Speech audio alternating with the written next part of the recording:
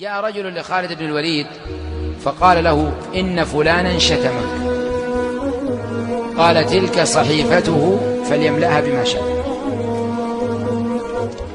قال رجل لوهب بن منبه: إن فلانا شتمك.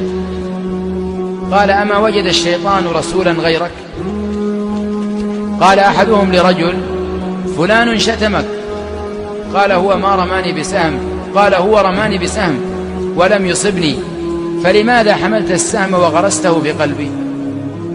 جاء رجل إلى الشافعي فقال له: فلان يذكرك بسوء، فأجابه: إذا صدقت فأنت نمام، وإذا كذبت فأنت فاسق، فخجل وانصرف. حفظنا الله وإياكم من القيل والقال. لا تخبروني عمن يكرهني أو يتكلم عني أو يظلمني أو يسبني، اتركوني